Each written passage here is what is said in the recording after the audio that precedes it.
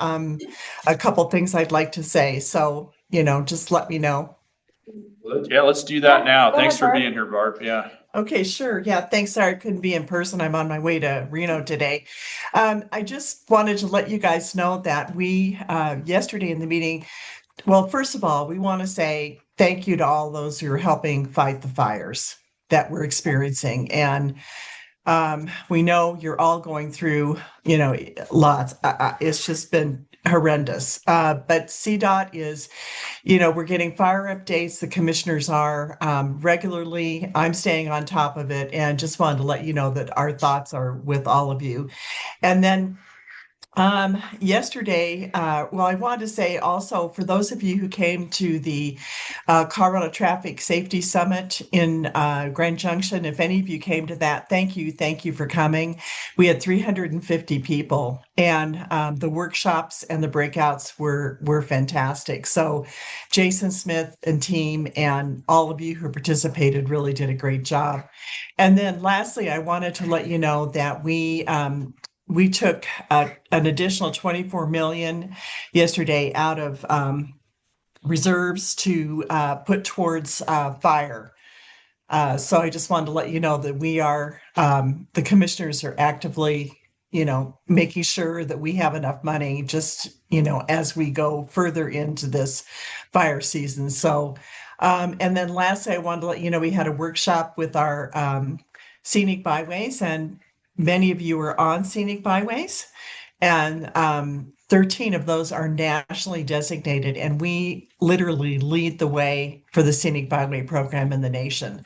So I wanted us all to be proud of that as well. So that's it. Any questions for me? Barb, the 24 million of reserves that were allocated for fire, can you talk a little bit about, is there sort of boundaries around how that will be used, whether it's for mitigation or just fire response, or is it I as I necessary? think I think it's necessary, all of the above. We had a bridge, and I'll figure out. I forget, it's a bridge that burned. Um, gosh, really quickly, and I'll have to look it up again. But at any rate, in 11 hours, our CDOT team was able to replace this bridge, but we had to pull again money from reserves in order to make that happen. I think it was around the Pueblo area. Yeah, it was the Pueblo area. So I just wanted to let you know that no, there's not any restrictions. We're just kind of going, what are we going to need? So, and they've been out mowing tremendously. They're mowing more than they ever have. So, that's the good news. I just wanted to let you all know. And also, Ripple, Zach, you should have used. We heard that you're getting your money for the mobility hub. That's coming through. Is that true? Well, baby's not here, but we heard that as well. We had three mobility hubs: Aspen, Rifle, and Grand Junction on hold. Funds were frozen from the feds. I've been working on it through Representative Hurd's office, and I heard 2 days ago that the money for Rifle is coming through. So that's the other good news that we have. So I just wanted to update you all. Thanks so much for the time. Appreciate it. Thank you. Any other questions for Barb? Okay. So back to minute approval from April. Any changes, additions, deletions from the minutes that anybody noted? Not hearing any. We get a motion to approve the minutes. I make a motion that we approve the minutes from the April 26th meeting. Thanks, Madison. And a second? I'll second. Jared, thank you. All in favor? Aye. Aye. Any opposed? Okay, minutes are approved. Next, we'll talk a little bit about letters of support and that process. I think first we have a request for a letter of support from the city of Aspen for the buttermilk to Truscott. Am I saying that correct, Tricia? Yes. Yep. Okay. Vulnerable User Safety Project. This is an SS4A project, which I think a lot of us are familiar with. This one went a little different than our normal letter of support approval process. I guess I'm Bentley, and help me out here. Sure. I'm thinking maybe we just get this letter of support approved first, and that then we would can be- talk about the process. So effectively, right now, what our bylaws state is that if somebody requests a letter of support from the TPR, it's done electronically. If there are no objections, it gets the chair's signature and moves through the process. If somebody objects, then it kind of takes a turn and winds up in front of it goes to the next meeting to be voted on by the membership. And so that's where we're at today with this letter for harassment. Yeah, there was an objection. And there to was an this one. objection, yeah.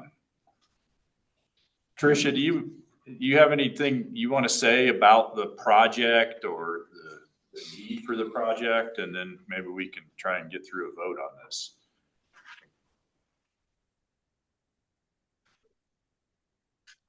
It's self-explanatory. Evidently. Good enough. Does anybody have any questions about this specific support letter? See anything online? No. Okay. Well, then I'd like to ask for a motion to approve the support letter for the Buttermilk to Truscott Vulnerable User Safety Project. Trisha just is coming back Oh. into the room. Oh, too, I didn't so realize she I didn't had realize dropped. she had Yeah, dropped either. Apologize. Okay. She is on now, so maybe try us. Yeah, again. so Tricia, we didn't realize you had dropped off. Is there anything you want to say briefly about the project, the need for the project before we take a vote? I think the letter lays that out pretty well. But drop again.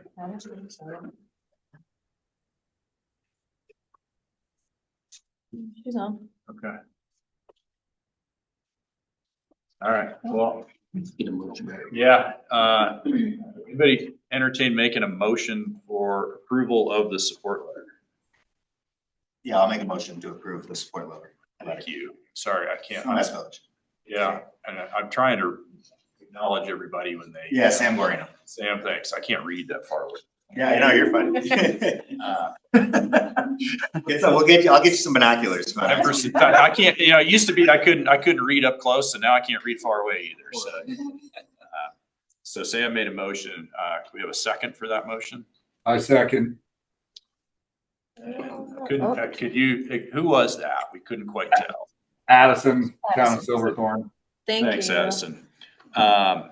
Okay, let's take a vote. All in favor of approval of the support letter? Aye. Aye. Any opposed? Opposed. Okay, so we got that done. So Trisha, can you hear us in here? I think you've been kind of dropping on and off. Yeah, sorry about that. That's okay. Technical difficulties. Did you need me to say anything, or I guess it's done? It's done. It's done. Hopefully this is still within the time frame that you need your signed letter of support. It might be past it, but it's good to have it anyhow. So thank you.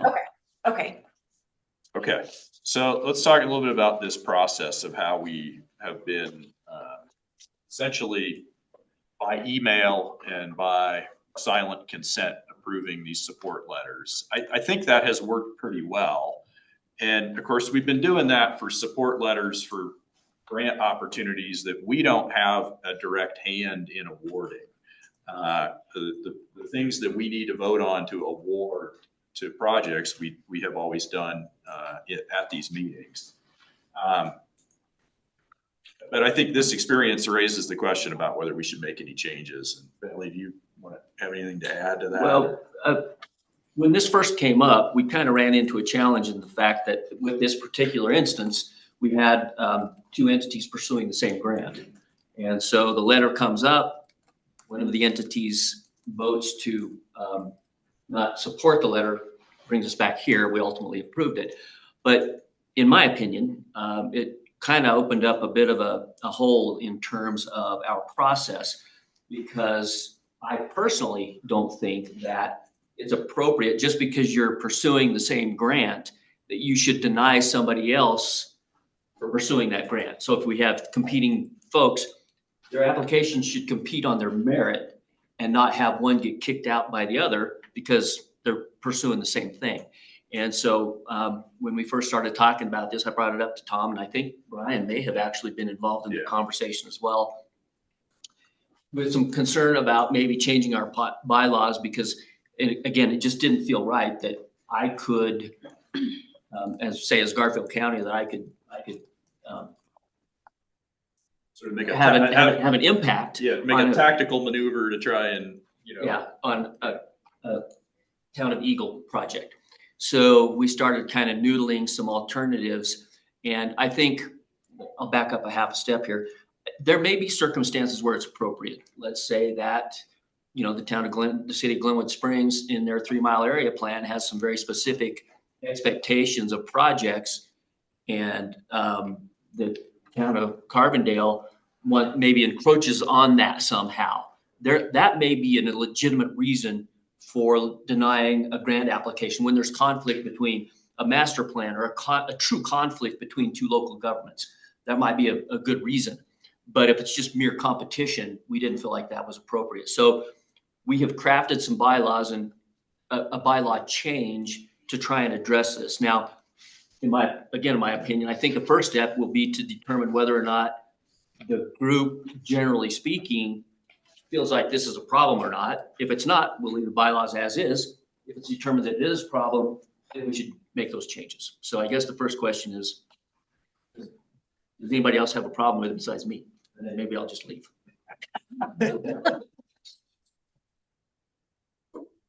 I think, essentially what we've always been doing, or we have been doing for quite a while, I don't know if I should say always, but what we've been doing is all basically playing nice in the sandbox together.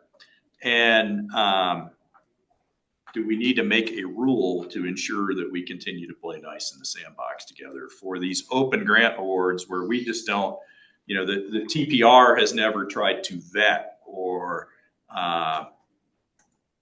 have a role in deciding who's worthy of receiving a grant that we don't award.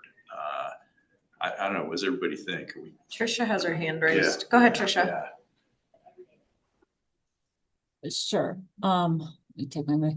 So being the entity that was affected by this, I do think it's something that we do need to address. And I like that Bentley has prepared some amendments to our bylaws to allow in those situations or to protect those those situations where one entity might say no only because of the competing interests, not because of the merits of the application. I think it's just worth verbalizing the risk with the current situation. Illustrated here is that having to go through this voting process potentially makes the letter late for the deadline for these grants. They can have tight turnarounds. Yeah, and I think we've all faced that, right? It seems like the grant deadlines always get shorter. I like what Bentley has written up. I don't see any, one of the questions I always ask myself is how does it help and how does it hurt, right? And I don't see that this change hurts in any way. Does anybody feel that there's any harm in adding this into our bylaws? Okay. I guess, Dana, can we do a bylaw amendment today, or do we have a more like we have to do? No, we can vote on it today. Okay. Yeah.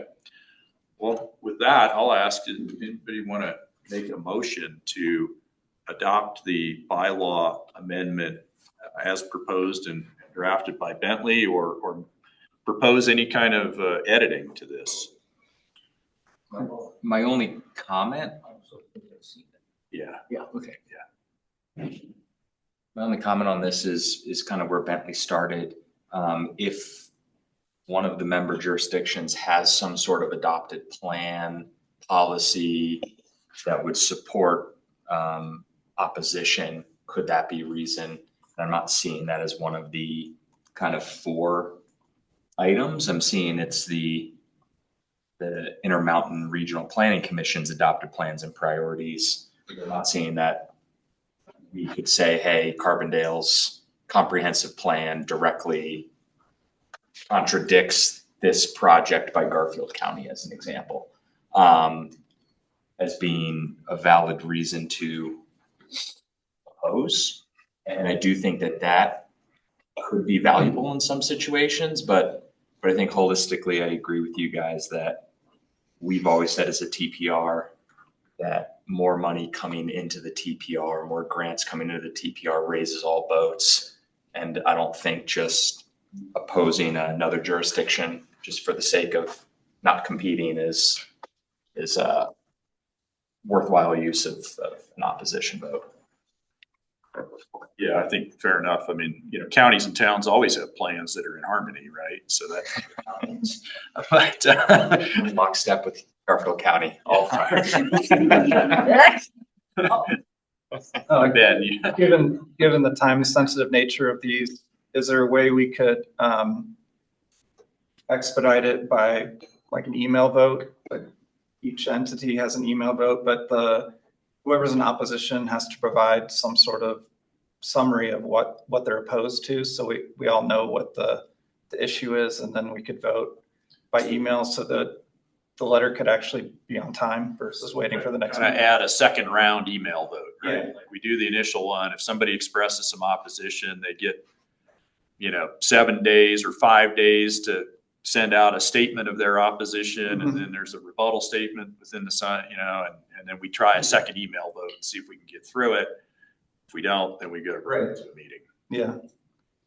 That does mean that everyone needs to pay attention to Well, the emails. the challenge with that would be a non-response. It will be interpreted as a yes, yes or a which is support. what we already do. Yeah, well, yeah. I'm in favor of that. But I also think it's raising the bar. You can't just oppose, you have to provide some sort of documentation as to why you oppose. And I think it's raising the bar on the opposition question as opposed to just saying, I can slow down the process by saying, I don't support this. Well, I think it gives everybody else information to understand what their issues might be, because we might not be close enough to it. And I think to Jared's point, that, what is it, the third bullet point, we may want to add in there, it says fiscal or legal risk. Maybe we add fiscal, legal, or land use policy or adopted policy conflict, something like that. Okay. I think that could work. Because I think that's a great point about making sure that if there are conflicting motivations behind two different land use policies, that be recognized. Yeah, I think that's pretty easy. So the idea of a sort of second round email vote that Ben's proposed, what's everybody think about that? I hear a lot of. You hear a lot of nods? I hear a lot of nods. Does anybody online have any thoughts to express about that? Michael, you have your hand raised? Yeah, not on the matter at hand, but I quickly pulled up your bylaws and I put into the chat the section on amendment of your bylaws. And that does stipulate that a change is made by a 2/3 majority of the representatives present at a meeting. But the amendment presented must be provided 30 days in writing ahead of that meeting. So you can draft a change today, but it would be against your bylaws to try to adopt it. Thank you, Michael. Yep. Yeah, I obviously if we're going to do this, we got some redrafting to do. And, the thought just occurred to me that I think if an agency is going to, or a member is going to initiate this and with an objection, we should say that, they're required to submit sort of a very clear statement of their objection. Then the applicant who's being objected to gets, a defined period of time to turn around sort of a rebuttal to that, send it out to everybody, and then we'll have that email vote. Does that make sense to everyone? Yes. I think it makes sense if we keep these periods short enough not to run into the same problem we're trying to. Yeah, I think we got to keep it pretty tight, and I'm thinking like 5 days off the top of my head, like, 5 business days to turn this around and have that second email vote. And the second vote would work the same way, right? Everybody's silent, it's approved. So let me propose this. Why don't we, go ahead, Ben. And that second round email vote, is that if anybody opposes, it's denied, or if Does it have to be like the 2/3 for adoption or change the bylaws or something like that? I think we do it the same way, where if there's still a sustained. If anybody objects, we don't issue the letter. Maybe we say if there's any new objector at that point, right? So that the entity that initiated this can't keep it rolling by themselves. Does that make sense? You know, so Ben opposes my project application and I send out some info. And then in the second round vote, he opposes it again. Maybe we should say it's got to be a different agency that expresses opposition in the second round vote to push it forward to an actual in-person. Starts to sound complicated, but you know, if we had some bad actor that's just trying to cause trouble, I don't want to enable them to do that.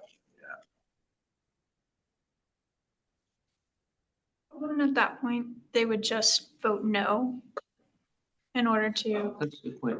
like, they're not, they've already That's put true. their, Yeah, that's true. It's Opposition not up. really an expression of objection. At that Right. point. It's a vote.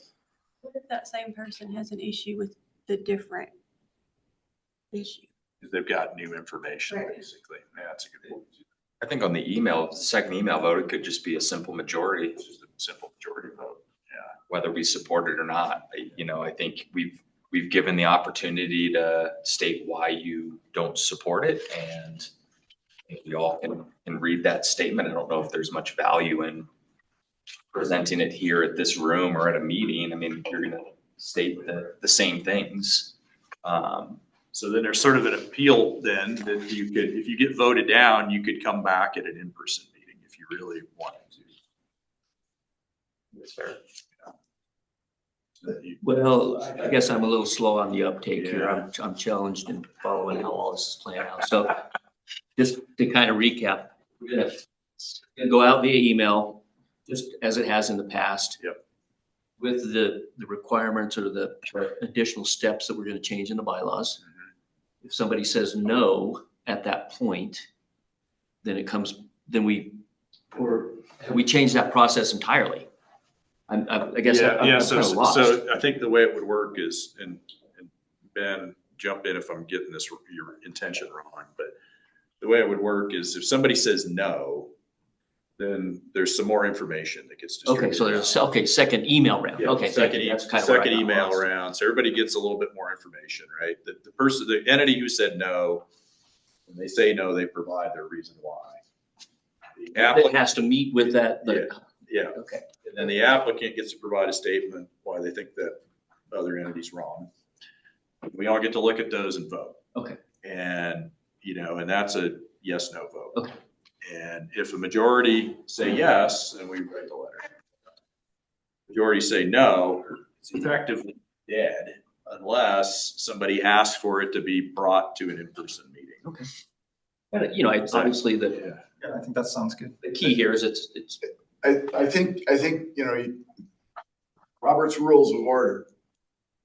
You put it up for the vote, somebody you ask for the approval for the letter, somebody objects, then there's a vote. And if it gets voted down, it has to be somebody that said no for them to then reconsider. I think you really need to nail this down, that if there's an objection and the letter is rejected, for it to then be brought, it has to be somebody that voted to reject support, to bring it back again. Because otherwise, if it's rejected and the majority votes to reject, I'm going to show up at the next meeting, it's my project and I still want it to go forward, and I'm going to try to force a vote. The group has already voted no. Yeah. And so that becomes kind of a quagmire that you just don't end the process. Right. Well, and that's a good point, Jim, because I think one thing we kind of need to keep in mind, this is a letter of support, so we're not actually taking action on somebody's $25 million roundabout. Right. Right. And I'm hopeful that everybody plays nice in the sandbox and doesn't say I object because your build grant is going to compete with my build grant, which I came in late and I apologize. I assume that that's kind of some of the issue that we're dealing with. Okay, just for the Madison, and then I want to try to move along. Yeah. Sorry.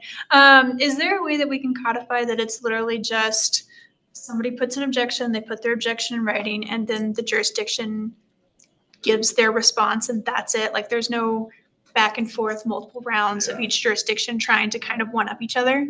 I think that's clearly what we want to try to avoid. Yeah, so let me propose this. I will commit, I'll work with Bentley and we'll try to redraft this and bring it back at the fall meeting for consideration. Does that work for everybody? I think we've got, I think we understand the theme of what we want to change, and we'll see whether either of us with some help from AI are smart enough to write that. We'll make Dana do it. Yeah, well, that's true. We could get Dana to do it. I am the smart one. You are the smart one. But I think we've kind of got a good idea of how to change this to meet everybody's desires. I think that's great. Jason with RAFTA, just indulge me if you don't mind. Hopefully this adds value. So with RAFTA, we have several member jurisdictions. And so we communicate fairly often, and we often will kind of just know if, say, City of Aspen's going for a big grant or someone else is, right? We don't always have the foresight because of our boards and our capital planning and budgets and all that. But if there's a way for us to maybe just share like the sandbox earlier on in the year, because like SS4A, there's a lot of lead time. Like you have to have a CSAP in place before you go for the implementation and all that. So where the lens for this is when we were at CASTA this year, there's the Zero Emission Vehicle Subcommittee. So there was this idea of that there's limited federal grants. So like we're not even seeking federal grants for electric buses right now, only state grants.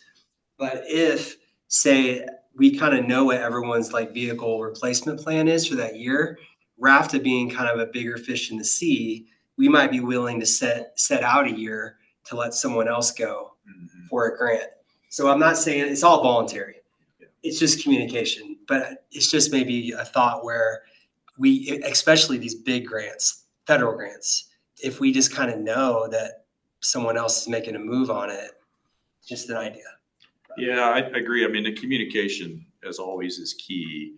What I don't want to do is, having been employed at a very small agency that's now kind of become a bigger agency. But I remember when we were super small, we just didn't have the capability or capacity to plan super far out in advance. And so we, kind of jump on grant opportunities as we saw them. And I think that's probably true for some of our other smaller communities as well. And I don't want to set this up in a way that you get disadvantaged because you just aren't able to engage in this very thoughtful long-range planning. Sure. No, I get that. We don't, like I said, we don't always have the foresight. Yeah.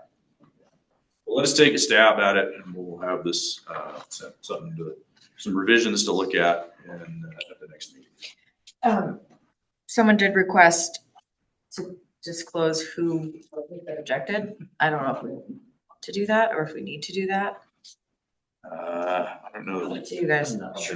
Yeah, let's. I don't want to turn this. Yeah, I don't either. Like the problem isn't because of who objected. I think it's the process. The process. Yeah. But in the future, I assume we're going to require. I think a statement should, if someone is objecting and asking this entire body to object, I think they should identify themselves in the statement of opposition. They would almost have to, because they'd have to identify what the conflict is. Right. Yeah, what their reasons are. Yeah. Okay. All right. Well, let's move forward in the agenda. MMOF update, which is, I think this is going to be kind of a big deal. So, I'm not sure who, Michael or Medora, which of you would like to lead this? I can kick us off. This is Medora. Do you have slides there, or should I share my screen? If it's probably faster for you to do it, Medora. Sure. Okay. Well, hi, good morning, everyone. My name is Medora Bornhoft, and I work on several different grant programs out of CDOT headquarters. One of the Multimodal Transportation and Mitigation Options Fund. So we're just going to share some updates today. And see if I can move that out of the way. There we go. So as we are all probably aware, there were two bills that passed through the state legislature this session that impacted MMOF. One of those was House Bill 1399. That bill eliminated 3 years of the general fund transfer that flows into the MMOF program. The other source of MMOF is the retail delivery fee, and that was not impacted by any legislation that passed. So that retail delivery fee continues to flow into the program. The other bill that passed was House Bill 1398, and that adjusted the share of funds that go into the local portion of the program. So as you may recall, there are two main components of MMOF. There's the state program that the TC has allocated primarily to busting, and that in the past received 15% of the MMOF program. And the other portion is the local program, which in the past received 85% of the funds. And the local program is what was then allocated out to the TPRs to award out to eligible projects. So with House Bill 1398, the share between the local and the state program is now 70% for the local and 30% for the state program, compared to that previous 85-15% split. So as we were taking these changes from the legislature into account, we wanted to take a holistic look at any other changes that we should be considering as we updated the forecasted balance in the MMOF program. So you'll see on the right, one of the things we did is we took account of expected interest earnings on the fund balance and increased our forecast by 6.2 million to account for additional interest earnings that are expected over the next several years. And we also received an updated estimate of the retail delivery fee that was showing slightly lower projections of that fee compared to the last time we had run the analysis. So with all of these elements taken into account, we did adjust our forecasted MMOF balance that we'll be talking about today. So just some summary information here. That state MMOF program, which will now be getting 30%, allows the funding that's going to busting from MMOF to stay about the same as what it was before. It's about $3.5 million per year. The total impact to the MMOF program over the next 3 years is to reduce it by about a third, 36%. And then within the local program, the cut for the next 3 years is close to half, a 48% reduction in the local MMOF program for the next 3 years, and then a slight reduction for those out years given the change in the retail delivery fee. Projections. So one other thing we did was look at the administrative costs. So one thing that has always been a part of this program is that a small portion of the local MMOF funds have been set aside to allow CDOT staff to work on this program. This includes the grant management that happens at the region level to support the projects. This started out with a 5% set aside back in 2020. And then it was lowered to a 2% set aside for several years. If you recall, last year there was a sweep of funds from the MMOF program from the legislature. $71 million was swept from the program. And at that time, our administrative fund was fairly healthy. And so we did take the action of moving $3 million out of that admin fund and back into the local TPR pools. And this allowed a reduced impact from that sweep from the legislature. At this time, the admin fund is nearly depleted, and we have a lot of projects that are in the works, a lot of administrative costs coming up for CDOT. And so what we're proposing to do is to move $900,000 back into the admin fund out of the local program, and then set that transfer at 3% in future years. So 3% of the local program would go into the admin fund to keep it at a healthy level going forward. So what does this mean for MMOF projects? CDOT is recommending that TPRs and MPOs do not reduce or delay any existing awards that have been made. And instead, we're proposing to use a backfill strategy where we would use the 2030 and 2031 projected amounts to backfill the current awards. This, in effect, stretches out the timeline for when projects could access funding. But it does allow the award amounts to stay the same as what they've already been made. It also prioritizes funding for the projects that are ready to go. So projects that are ready to spend can come forward and request their funds get obligated into their projects, which sort of locks them into that project at that time. Projects that are not yet ready to go may end up facing delayed access to their funds because there's only so much funding available each fiscal year. We get access to new funds for the program.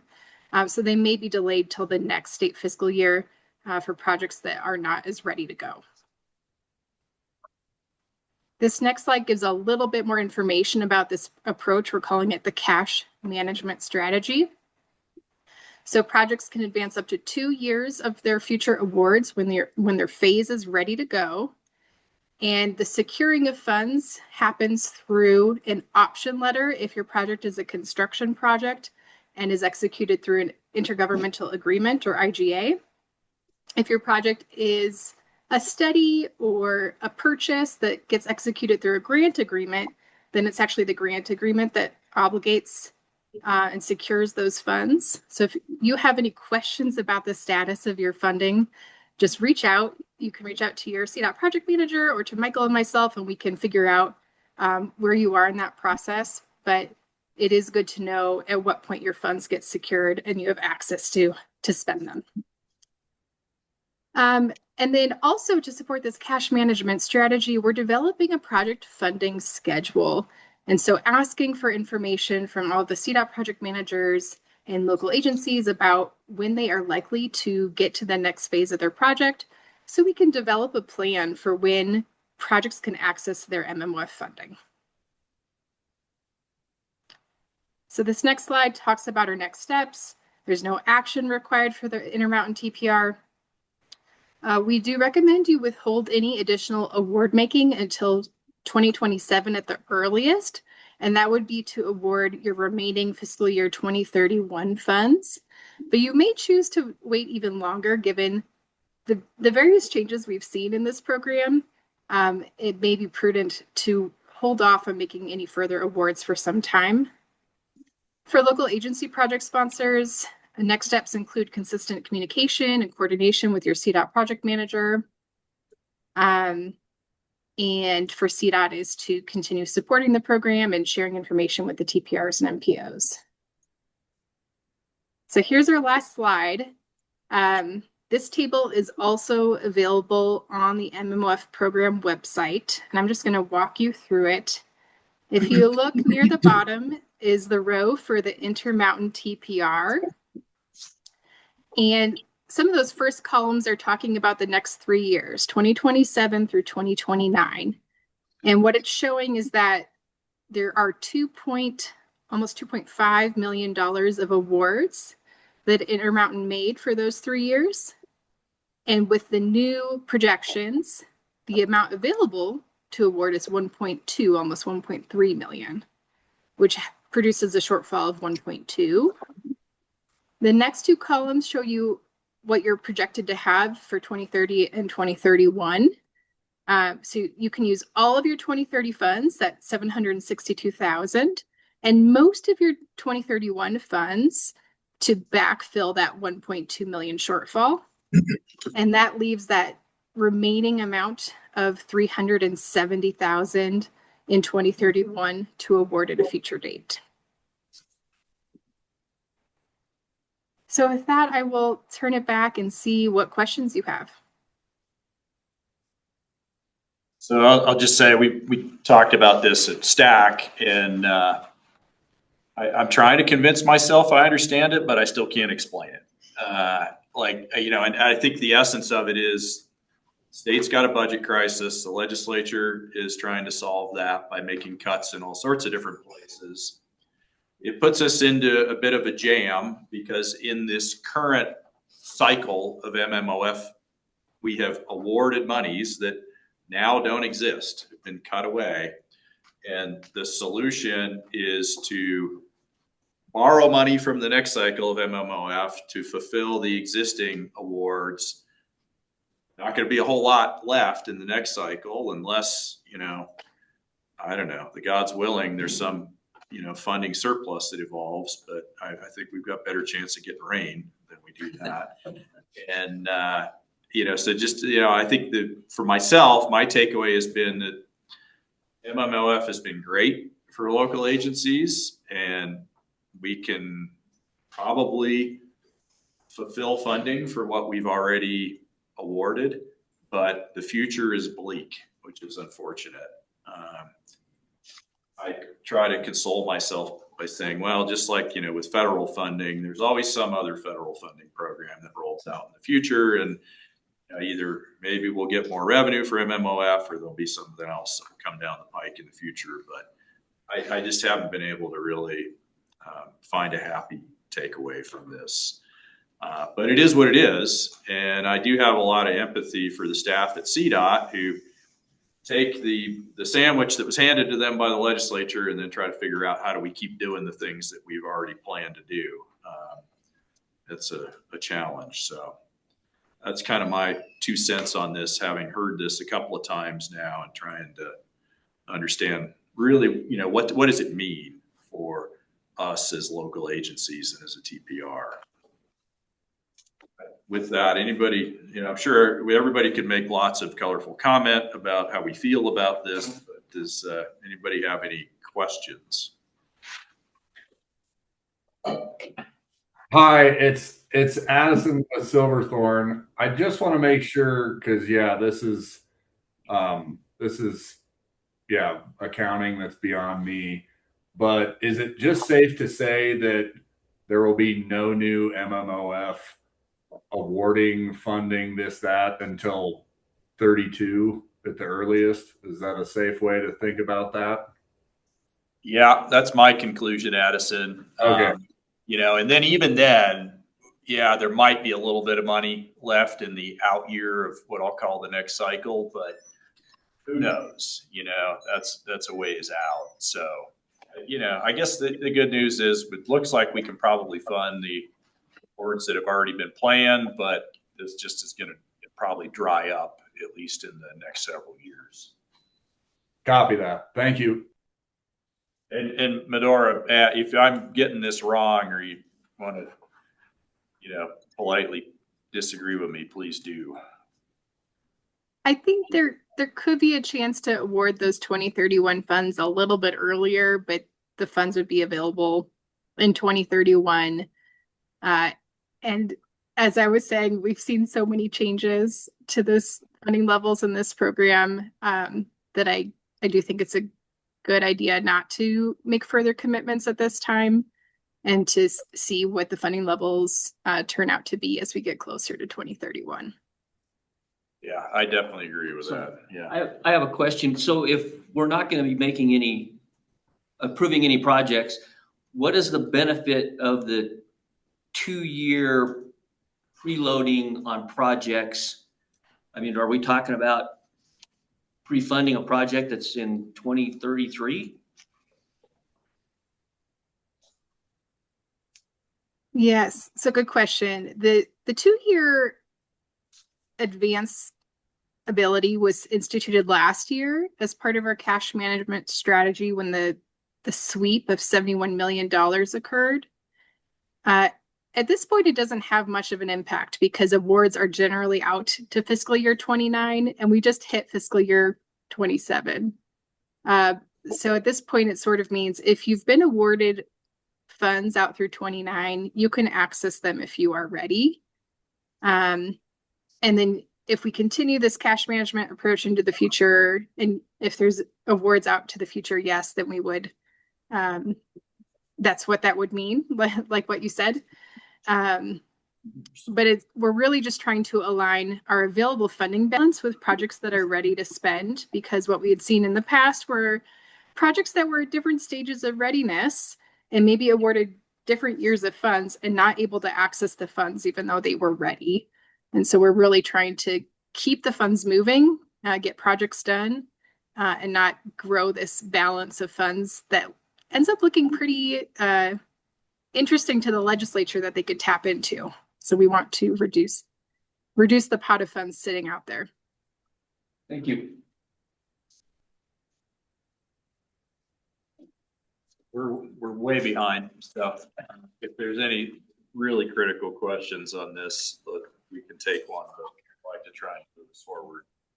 I kind of want to stop talking about it because it's just not a happy thing to talk about at this point. And hopefully better days ahead. Okay, let's move forward to the Mobility Services FLM.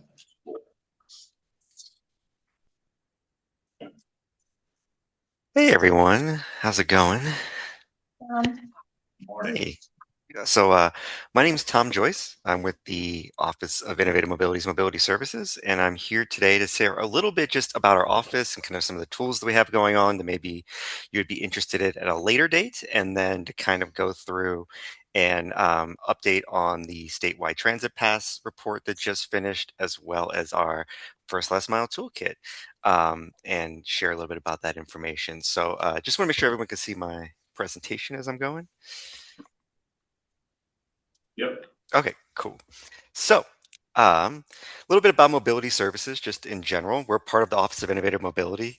This graphic is a little out of date as of 2 weeks ago. The Department of Transit and Rail has been moved to its own group, but we still work very closely with them, right? We have the energy of the electrification energy group and mobility technology, and our goal is to kind of help reduce congestion and air pollution through new technology and emerging mobility technology. So in mobility services, we focus a lot on transportation demand management. So we are developing an TDM calculator to help people quantify the impact of their projects. So if you wanted to build a bike lane in an area, you could put that in and get the kind of vehicle mile VMT reduction or the greenhouse gas benefits of that. We have a first last mile toolkit, which I'll talk about today. We offer training for your organizations. So if you want to learn more about TDM, either as like a basic or there's a specific TDM topic that you would be very interested in learning about, we're happy to come out and share with folks and tailor it to your needs. We're also developing an online toolkit to kind of share different things about TDM, as well as we're starting a report to kind of look at how these TDM strategies are impacting local economies. So if you're building bike lanes or doing parking reform, what are you expecting to see in terms of economic and other benefits? And then every other month, we do a TDM forum. So if you're interested, you can join there. It'll be on August 5th. And this month's topic is repurposing public space. So we're going to look at people who have like closed roads, either temporarily or permanently, to have like pedestrian malls or outdoor seating or things of that nature, and the kind of impact that they've had on those local economies. And then we also do an e-bike safety campaign, as well as other things like kind of one-offs like the statewide transit report. And then we offer TMO seed funding out of our office as well. So just want to share that all kind of comes out of mobility services. So to kind of share a little bit about the statewide transit pass report, SB 2432 created the Transit Pass Exploratory Committee to produce a viable proposal on whether or not a statewide pass would be a good idea, and what it would look like and what it would need to do. So a viable proposal includes all of these different things. Viability, so like what is the structure, the cost sharing, things of that nature, revenue, sales structure, all services covered, things like that. I will say that the report is a high level report. So for example, in revenue sharing, it talks about the ways in which other passes do revenue sharing, and it talks about some potential options, but it's all very high level. It doesn't say like, this would get 30% and whatever. It's very like, revenue sharing based on proportions is a typically good idea for simplicity. There's zone-based revenue sharing, stuff like that. So it is a little higher level than kind of really laying out a plan. So You can refine the report on the website, which you could scan here, or if you just Google statewide transit pass CDOT, you'll go to the site. It's broken down into about 5 sections. So the executive summary and introduction. It's a very dense report we've heard over and over. So the nice thing is the executive summary kind of lays out where on the page numbers you might be interested in. And then we look at components of a statewide pass. So what would you need to do to have one? And then we look at existing passes, and then survey of Colorado transit agencies. And then we kind of just give an overview. So key takeaways that we learned from other passes is just cashless fare systems and retailers and all those things are necessary to support equity. But when you have multiple payments across multiple different types, that creates a very complex system that can be hard to manage. There are not many statewide passes. In fact, most of them are just city-based, and larger cities like San Francisco, LA, New York, although there's some smaller ones too. And so, you can imagine doing this across the entire state would be very complex. And then you add in like managing retailers across the state, and it can become even more and more difficult. Revenue sharing and price negotiations are important and require the use of the board. Very multi-agency coordination is very important. And then, later stages could do something like multimodal or microtransit integration as part of a first last mile element to it as well. So the statewide transit pass components that we identified were like having a board and a project team, and then the agencies developed that would basically be used to then develop things like a cost management, fare, and revenue structure. One of the biggest lifts that we found is that the hardware technology upgrade, right? There would need to be on board fare validators and collection, network upgrades. And so the technology piece becomes a very big part of this, including public facing apps as well going on. So the technology upgrade is a significant lift if this were ever to move forward, both for the agencies, but also then developing, like I said, a statewide portal for it. We reached out to 86 agencies, us and our consultant on this project, which was Fels, Holberg, and Ulig. I always just call it FHU and have to remember what the FHU actually stands for. So of the 86, we had a 79% response rate. So anybody who's ever done a survey, really good response rate. We chose people through their CASTA attendance, other just organizations that were highlighted by DTR, the Division of Department of Transit and Rail, and then also just from FHU's work on like the 10-year plan and other things. There's ones they had strong relationships with. So it ran from the 8th of December through the 22nd, and we conducted 7 follow-up interviews with agencies who selected that they wanted to have a follow-up interview. So that's how we picked who to follow up with. The agencies marked on the survey that they wanted to follow up. Overall, agencies were pretty in favor of a statewide pass. So 2/3 of agencies surveyed were in favor. If you break that down by context, it tends to be urban and resort are kind of overwhelmingly in favor. And then the rural agencies still in favor, but a little more closer to even on that one. The top benefits identified were supporting ridership, improving customer satisfaction, not having to navigate multiple apps, and increasing interregional ridership.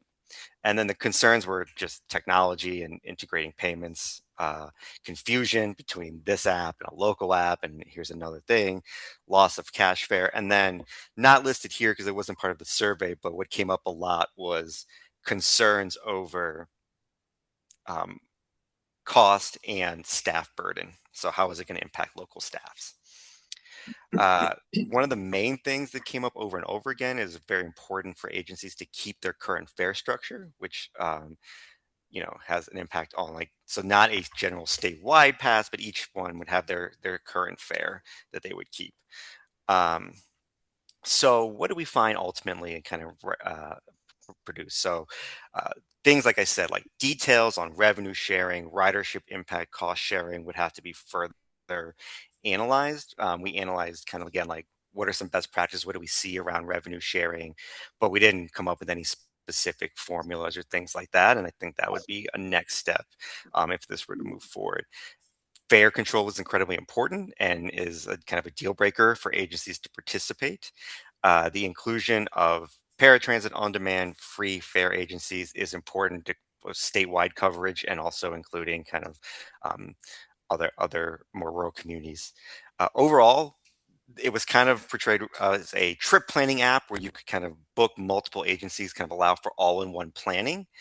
But in order to kind of, our main conclusion out of this was technology would be a barrier, so it would take a time to do the significant upgrades, and any future paths would need to be supported, have staff support and additional funding from the state in order to make it realistic and effective, and ultimately kind of weigh the pros and cons of maybe a statewide transit pass versus just open loop payments for everything. So that is kind of the high level of the study. I'm going to share a little bit of our first last mile toolkit, but I wanted to pause to see if there were any questions about the report itself.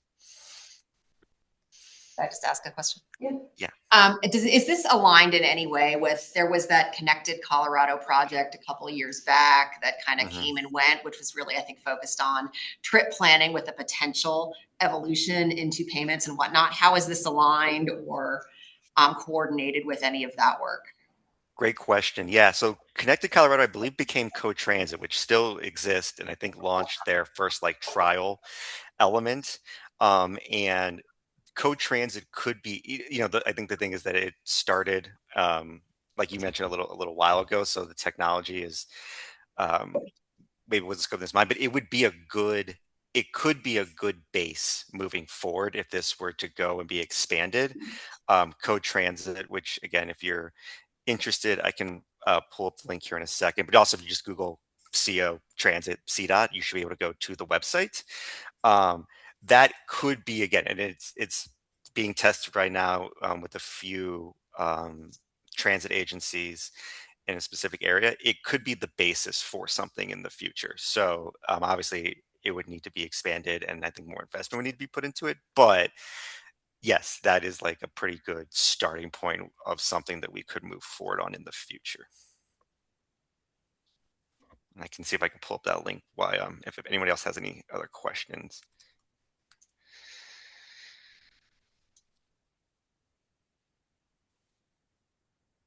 No, I think we're good. Thank you, Thomas. Okay, so let me just drop that in the chat for folks. Sweet. All right. Now moving forward to another kind of, this is more of, so the report was just kind of to outline some requirements from the legislator. Now I'd like to share with you a tool that is currently available for anyone to use. It's free and pretty customizable. And so I'm excited to share this with you. We started working on federal BRT with the goal of like, how can people equitably access BRT in a safe manner? Federal, for those of you not as familiar with Denver, is a big state arterial where they're doing BRT, but it is kind of is one of the more unsafe roads for pedestrians and cyclists. And so we wanted to kind of identify a tool that could help ensure first last mile safety. So our strategy was to work with local agencies, work with CDOT's team to identify an area that could help identify where investment should go and then improve station area walk sheds. So what we have, I say it's a toolkit, we have two tools which can be used together or separately. The first one is a station prioritization tool, and I'll get into these in more detail, but you select basically different dots on a map and it will give you a kind of score based off of different metrics, and then those will rank kind of where investment should go, and I'll talk a little bit about that in a second. Our goal, and I don't have a live demo of this one, is to create a web-based tool. So we currently have it as an ArcGIS file, which I'm more than happy to share with anybody here, but it is a little difficult to use, and you kind of have to have more ArcGIS knowledge on your team in order to use it. I showed it and it works, but it's a little above my head on how to use that. So we're creating something more simple, which is a web-based tool, and we're actually moving into.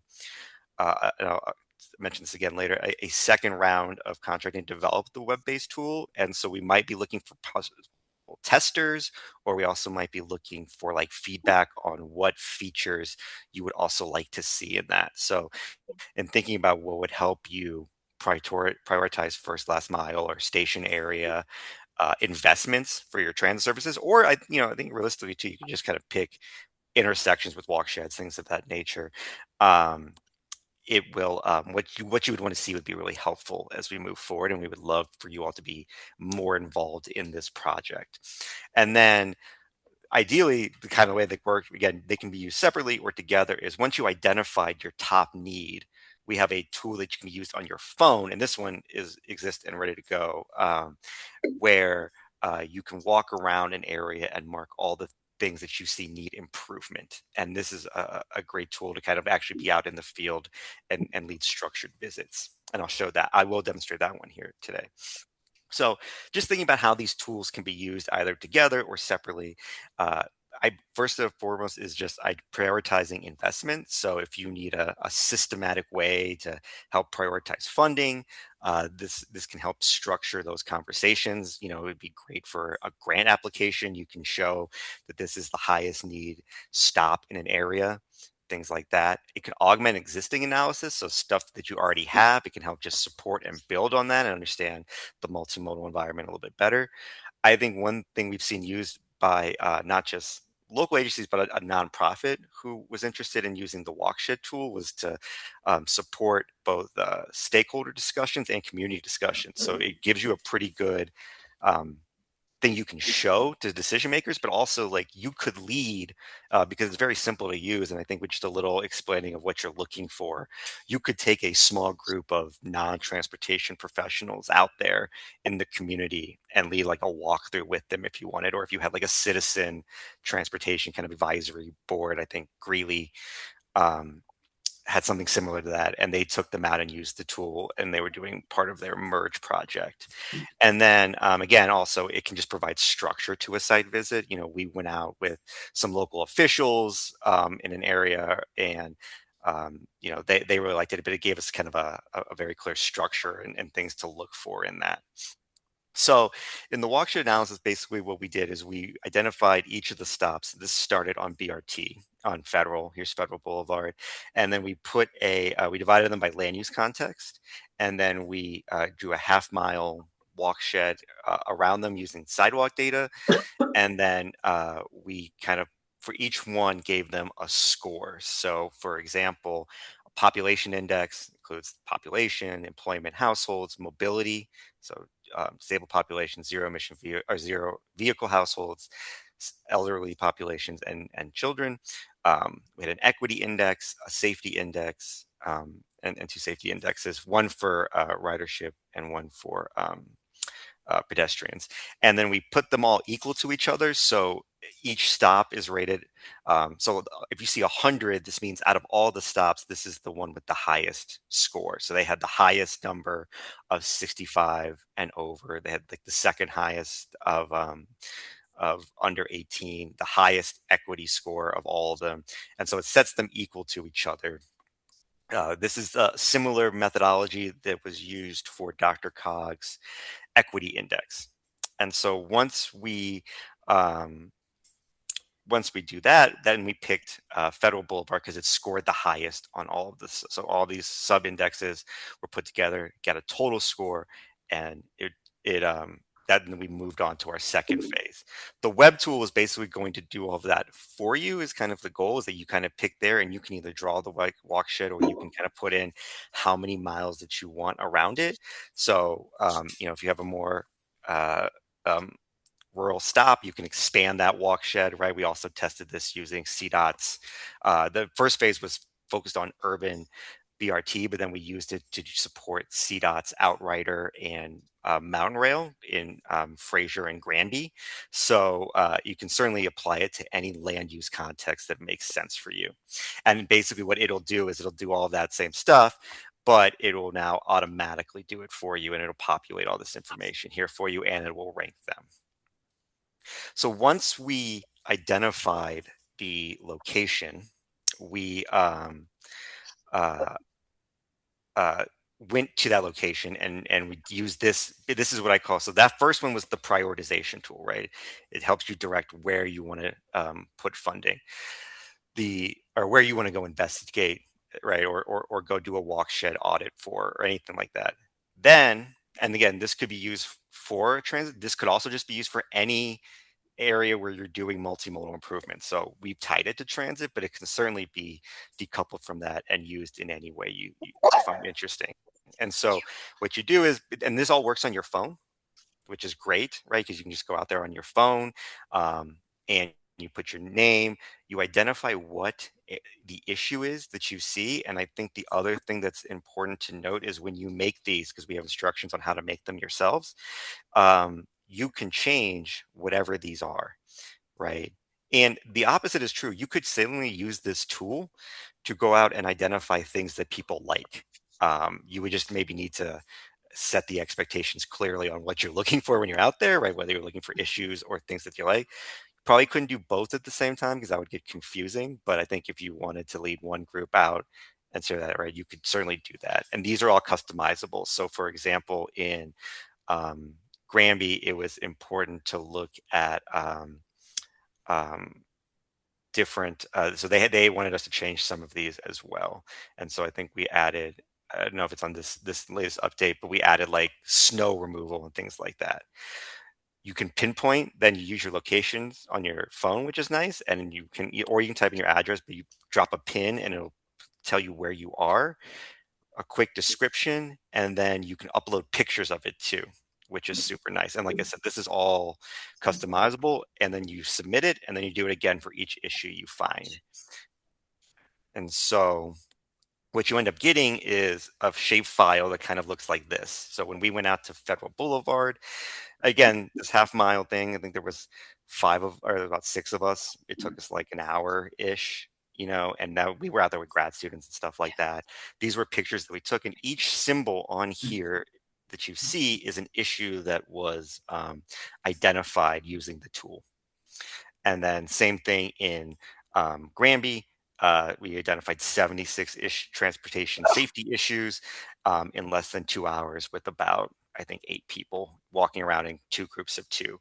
And the same thing. And you can see how these could be used to tell a story to decision makers, could be included in the grant application, could be used for a community meeting. And again, this is focused on safety improvements, but you could also certainly see a world where you are going out in, an area and you're looking for things people like and doing that and stuff. So it's really meant to just facilitate on the ground walk audits of an area, either for safety improvements or to identify things that you're already doing great. And so ultimately we're here to help. The goal is that both these tools are free and ready to use. Like I said, we have an existing ArcGIS file for the prioritization tool. The web tool will be developed here in the near future.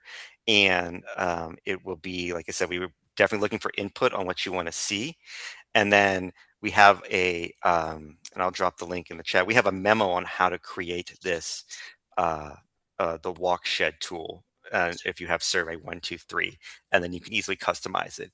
We recommend that the local agencies who are using this make it. That way you don't have to that way you'll have the data and everything like that, and it won't go to CDOT and then send it back and forth. But we are here to help. And if you are having trouble making it, we are certainly here to support however you want to use it. And so, like I said, we are here to help. I will share this is kind of what the toolkit memo looks like for how to make it. And then, I'm happy to take any questions on either of these tools or just mobility services in general.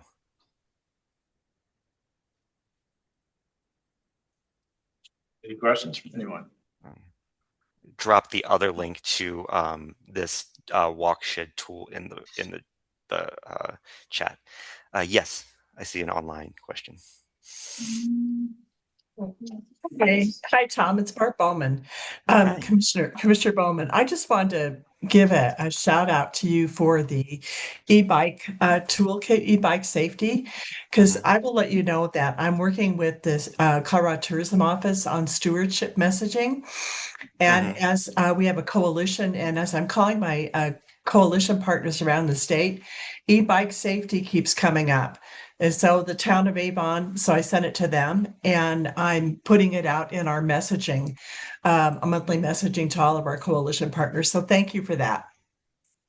Yeah, that's a super exciting one, and we're really hoping to start working with schools. I think we are going to hopefully test soon a way where like students can submit their own e-bike safety kind of ads and really engage community and stuff like that. So yeah, there's going to be a lot more on that e-bike safety front coming. There's a lot happening, and go safe, go far, or if you Google CDOT e-bike safety, It's a great toolkit and campaign. Thank you. yeah, awesome. Thank you. Other questions just about mobility service, any of our projects or anything here? I don't see any. Thanks, Tom. Yeah, and you would say if you do end up using any of these tools, please let us know. We would love to get feedback. And if you are interested in being part of the testing of the web tool or providing input on what you would be useful for you all, please reach out and let me know. And thank you for having me. Thanks, Tom. Okay, I'm gonna lean on CDOT to help us make up some time. We can do that. So Jesse, I think, as far as county meetings, if there was anything really interesting or shocking that came up at the county meetings, tell us about that. But otherwise, I think, a lot of us did attend county meetings. Yeah, we just wanted to say thanks for that. And we did get them completed and they went really well. So we just wanted to say thanks for your time. And that's all I had for county meetings. So Cool. Karen, were you going to cover construction? Yep, in Eagle and Lake County. Yeah, if you could kind of tell us what's going better than it should be, or what's off the rails, that would be great. Yeah. Yeah. We do have, as you guys see, we have a bunch of work happening in the corridor right now. I'll go through them quickly. We have the culvert repair job up on Straight Creek between Silverthorne and the tunnel. This is the second season. This is super critical because it's repairing all those metal, smaller 24-inch culverts. Going well. We're in year one of the exit 203 project at the Frisco interchange. That's going great as well. That will be a 2-year job. We're mainly doing the I-70 bridge work right now. Valpass, we're in the final year for this funding. Yeah, I think everybody's happy about that. But super psyched. Everything's going great. High quality work happening. We're already seeing some crash reductions, especially eastbound when that third lane was open last winter. But it will finish this November. So we'll have a break up there. And then we got to look for funding for the next section, which is critical for, I think, everybody to do the narrows.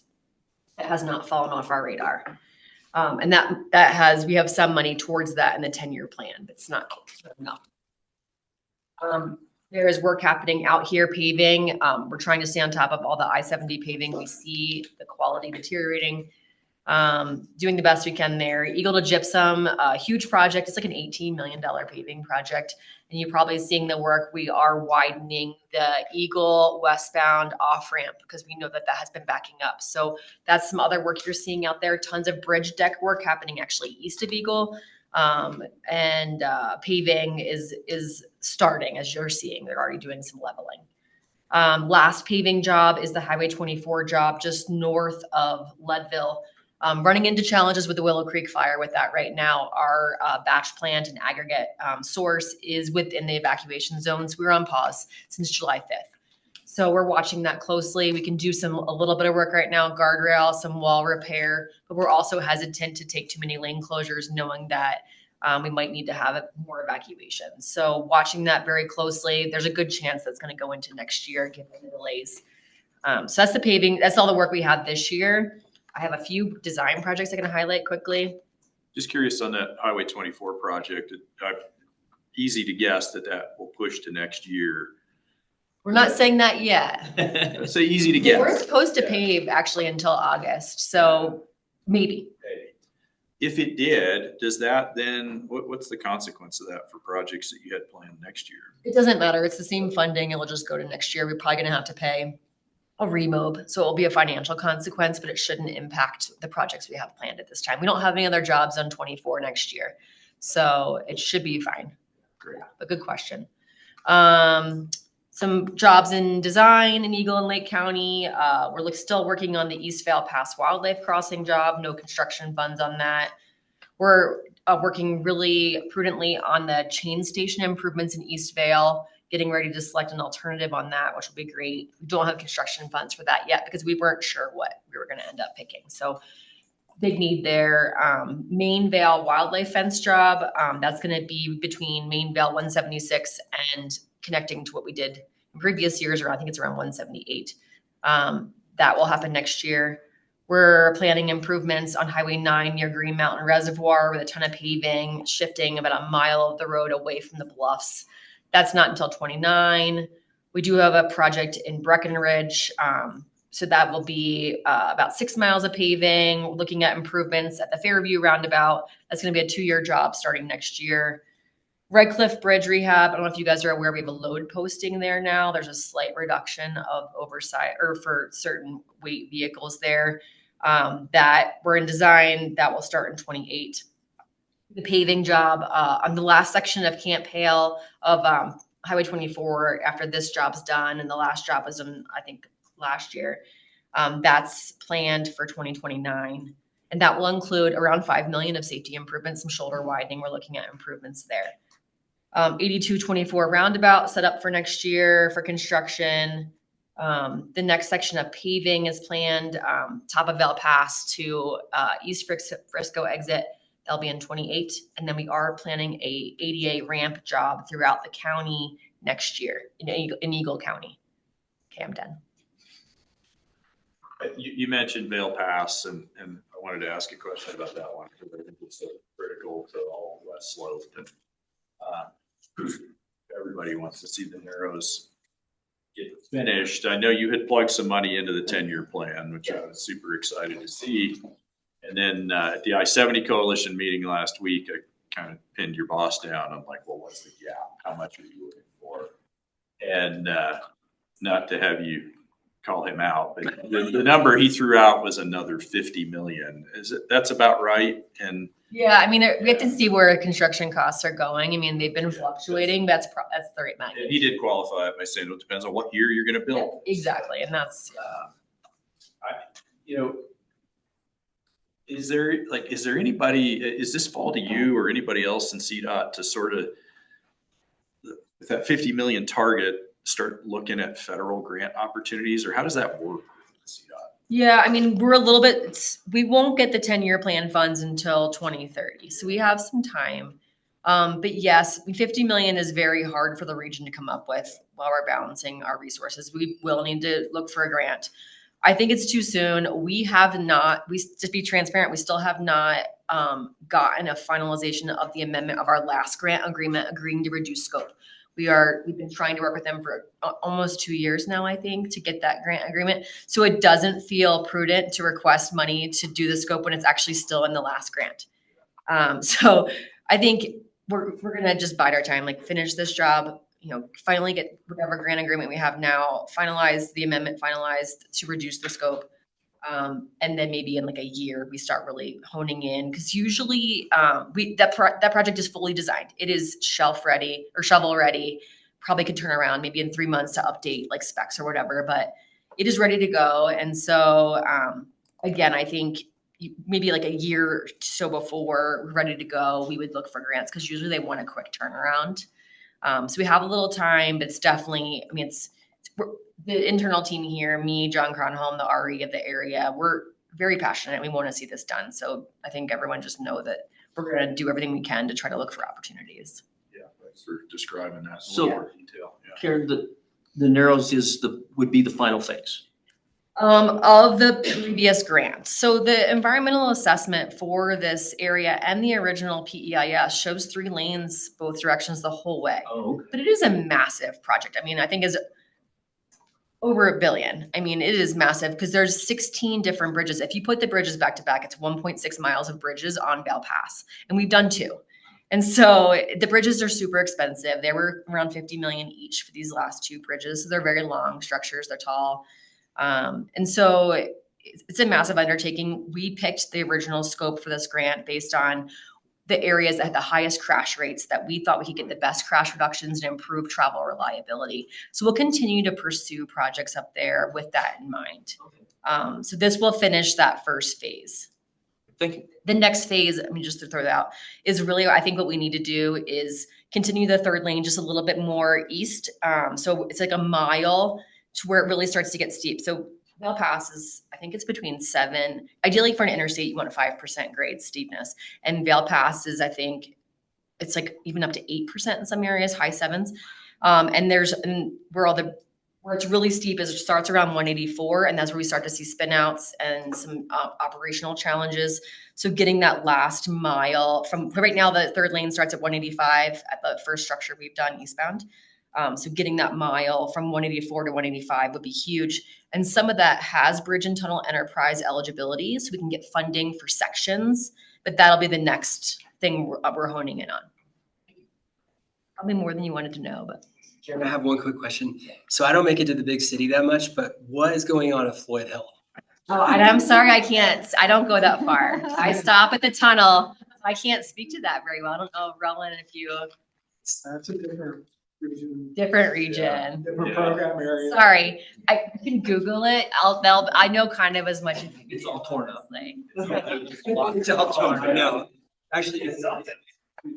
So I'm like, whoa. Like, I mean, yeah, anyway. Have specific questions, you can reach out to me. I can connect you with the lead on that project.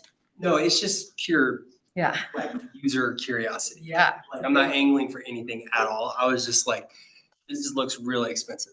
Yeah, it is. Yeah, Yeah, they there's a do. pretty good website on that Floyd Hill project that shows some good imagery of what the final product's gonna be, which is dramatically different than what we do. It's the other billion that Karen. Yeah, it is. Yeah. Yeah, I forget that. I think they're up to 900, I thought. Yeah, but kind of up in the air. Yeah. I So if you think trucks jump off Glenwood Canyon, just wait until. I just got off the PLT team meeting of Floyd Hill, like literally walking in here. So it's not on the agenda. I don't need to go over it, but Chase, I can grab you afterwards. Sure. Yeah, it's pretty fascinating what we're trying to do. It's a pretty cool project, yeah. And $900 million of pretty cool. Okay. Anything else? Karen, you were kind of leading into design. What to just kind of cut some time out of this? What's your key design? Oh, I covered them. Oh, you got them all. Okay, Yeah. okay. We have like 10 we're working on right now. Okay.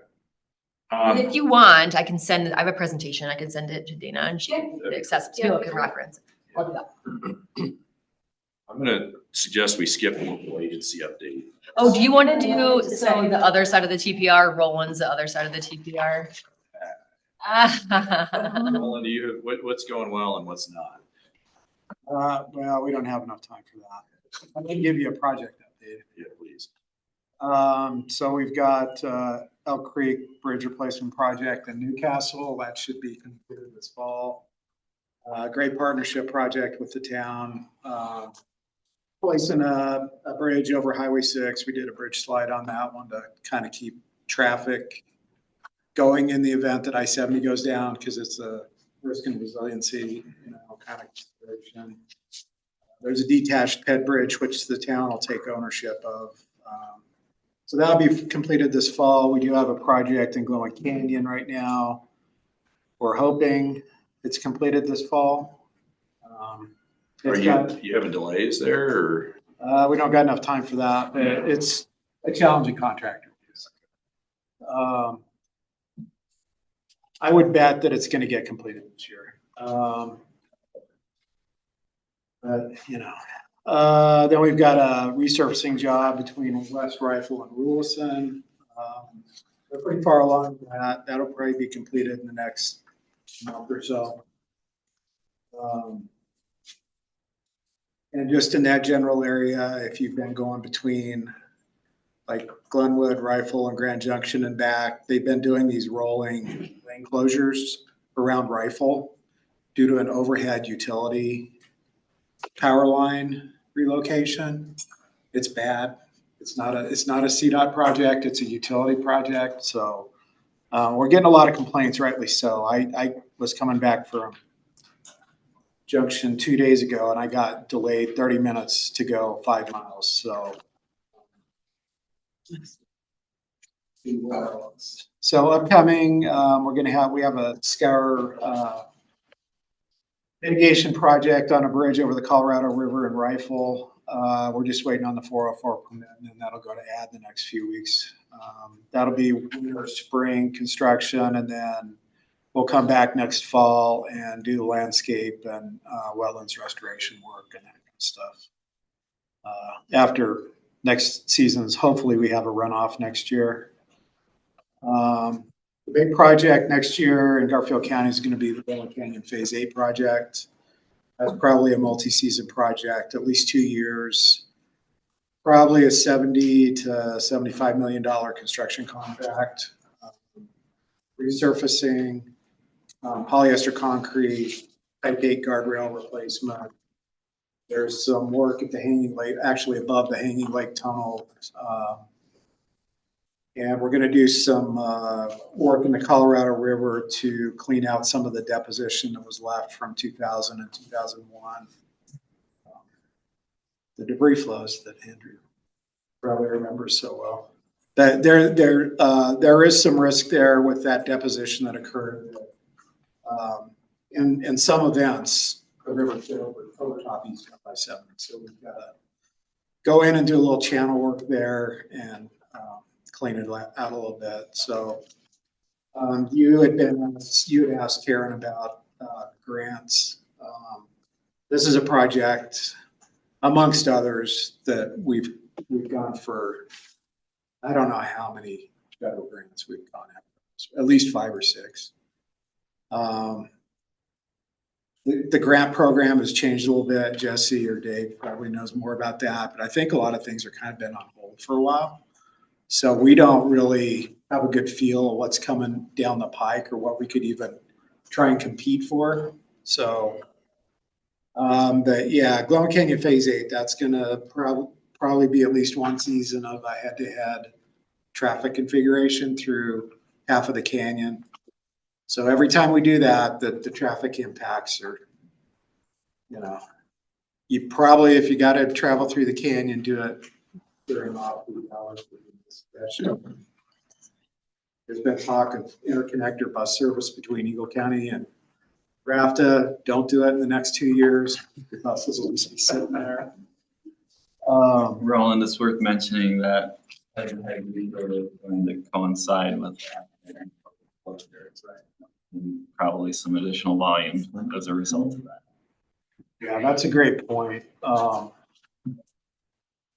I think the county, or we're talking to Josh and Austin are talking to somebody at the airport. I'm plug into that. Okay, well. Yeah. I think we've got kind of a rough magnitude of what that traffic could be, but yeah, the people that fly in for Food and Wine and Olive Great festivals are going to be flying into Eagle, Grand Junction, Denver.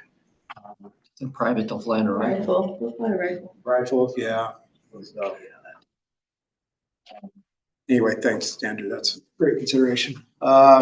Just a couple of design projects to highlight. I won't go through all of them. The silt interchange. With the 10-year plan, we got some money for I-70 Garfield County interchanges. We're going to focus at silt for now. With the budget we have,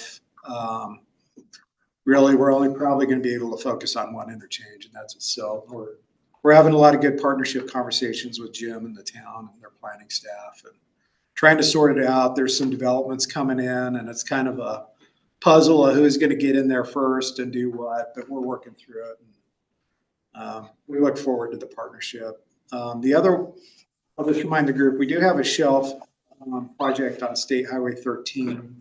It's the next project after the Rio Blanco Hill project we did a few years ago. That next 4-mile segment is shovel ready to go. So next time you do your prioritization, get that on your list. Find some funding.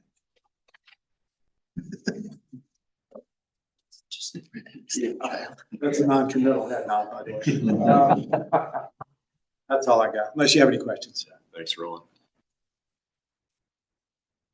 Do you have anything else, Jesse? Yeah, last but not least, we have state MMOF for the 1466 funding update. And I just want to remind y'all that the deadline for that is December 31st of 2026, so the end of this year. And then the final billing deadline for that is February 14th of 2027. I have a handout on the table out here, so when you go out, please pick one of those up. It'll show the projects just for Intermountain, who that affects. And if we have unspent funds by February of 2027, those funds will be swept back into the general state fund. So make sure those get spent. And that's the last of what we had. Yeah, thanks. I wanted to get to that. Yeah. That's important. Yeah. Oh, and then TAP funds are gonna start coming out in the fall. We just don't know what the date is gonna be on that yet. Cool. We've got, I think, just enough time left to do legislative update, which I think is also kind of important. Hear some of the things, state and federal. So, Emily. Is Emily, you gonna pick that up? Yeah. Yep. Hello, everyone. Hi, Emily Hadaway, Legislative Liaison for CDOT. Thanks for having me. I can go pretty quickly. I did put together a few slides, but I will send those out to Dana to share afterwards with everyone. So you can take a closer look at each of these pieces of legislation.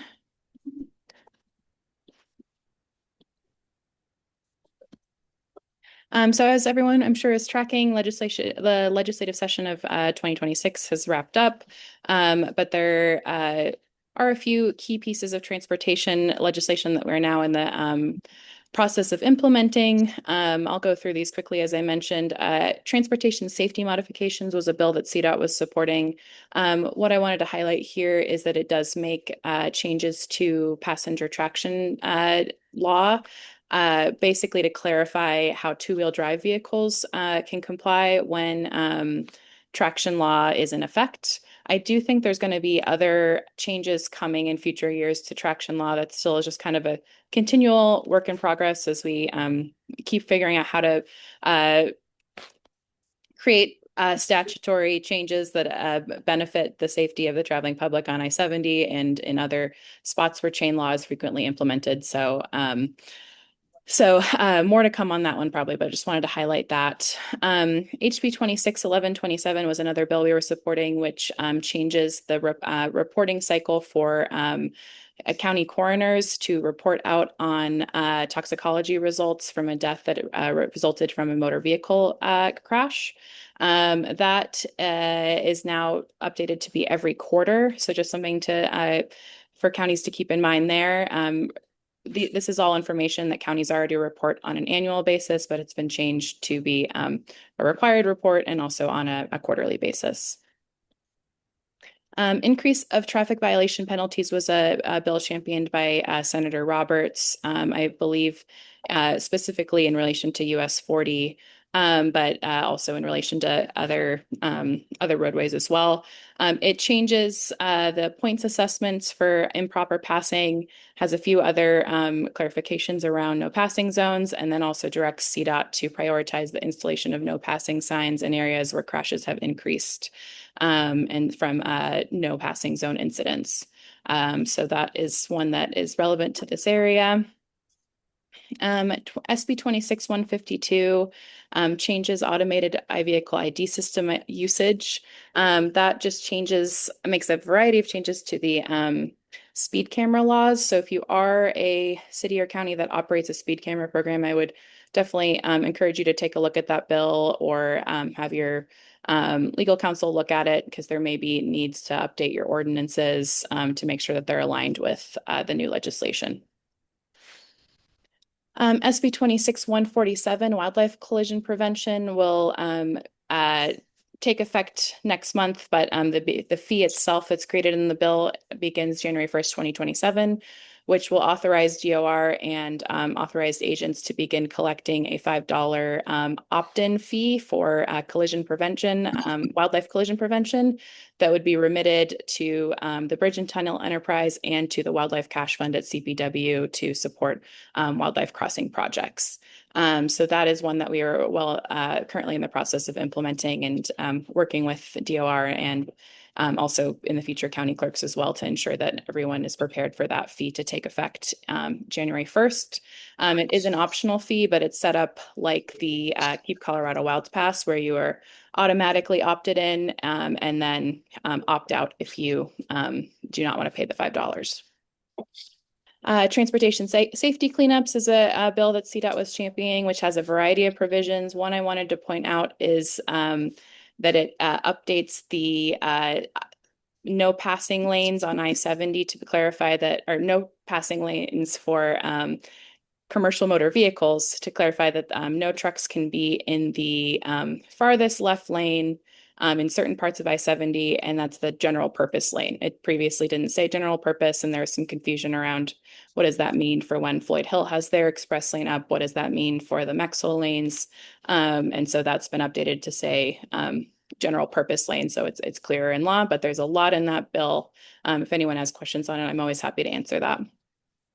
This one, everyone's tracking. Medora already covered that one, so I won't spend time there. And then I know one that we really wanted, this group really wanted to talk about today was HB 261430.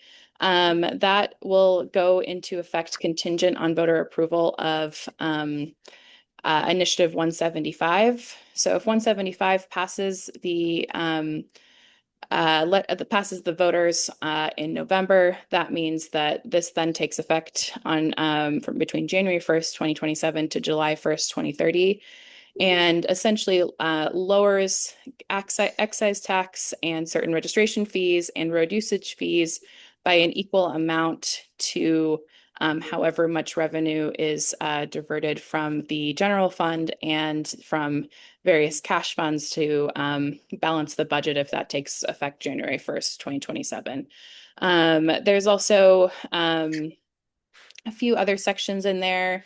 It did create a proposed transportation funding working group that is not moving forward, as that was kind of contingent on if the bill was pulled or if the ballot measure was pulled. It also created a new road enterprise, which can hopefully be a useful vehicle in the future for funding road asset management projects. That is one that we're in the process of implementing right now. And then also clarifies that if 175 does pass, then revenue that is remitted to the CDOT enterprises or any of these enterprises within the state would not be included in that definition. So that's kind of a general overview. If you have any questions on 1430, I'm happy to answer them. That's a bill that will definitely have some outstanding questions as well, just depending on what happens in November and how we move forward and what does that look like. But the sponsors' intention of the bill that they said on the mic multiple times was to hold counties and cities and CDOT harmless for the next 3 years, that it would that transportation funding would not see a reduction for the next 3 years, that instead they would be held at the same levels as we're currently predicting, and then in 3 years would see a funding increase, but at that point the legislature would have to determine how the budget's balanced. So yeah, any questions I can answer on that front? Emily, this is Jason with RAPTA. I'm just passing through a question from our executive team. Mm-hmm. So I know MMOF and faster funding, super tenuous. CTE, which we've been very fortunate to receive a lot of CTE funding, including the new operating funding. Is that pot at risk being an enterprise?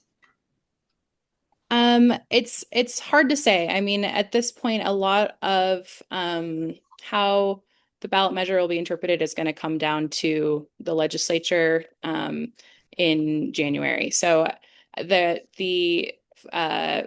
Colorado Budget Protection Act 1430 did include that provision that said enterprises would not be included. So that includes Clean Transit Enterprise. So my intention or my prediction is that the legislature probably wouldn't include enterprise revenue. But it's hard to say, and it just will kind of come down to how that legal language is interpreted. Thank you.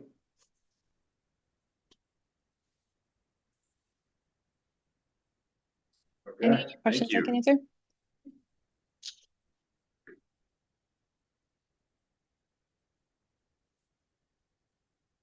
Great. Move forward. Thanks, Emily. Thanks all. I'll get this slide deck out so everyone can look at it closely. And if anyone ever needs to give me a call or send an email on any questions, happy to support.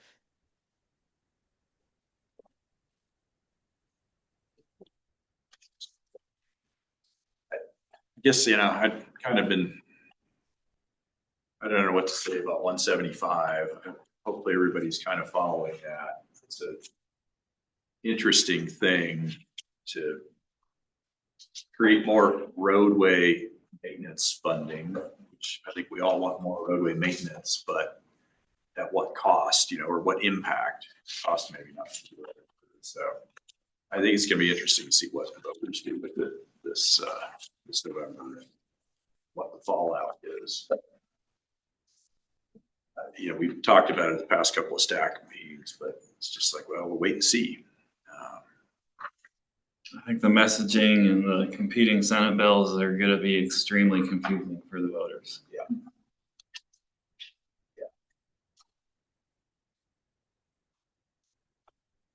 And I have to, for myself, we're not quite into campaign season yet, but it's interesting to me that I'm not really seeing, maybe I'm ignorant to it, but I'm not seeing any real ramp up messaging. So I wonder what that's going to look like as we approach the election, or if the voters are going to go into this completely blind.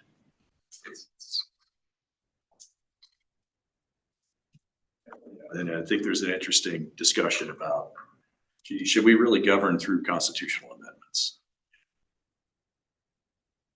We'll find out.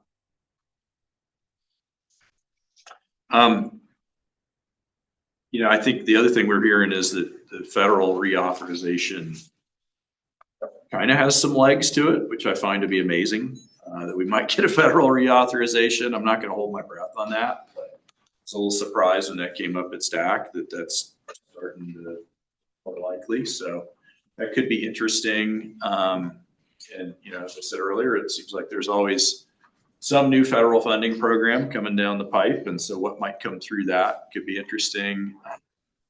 One that was mentioned that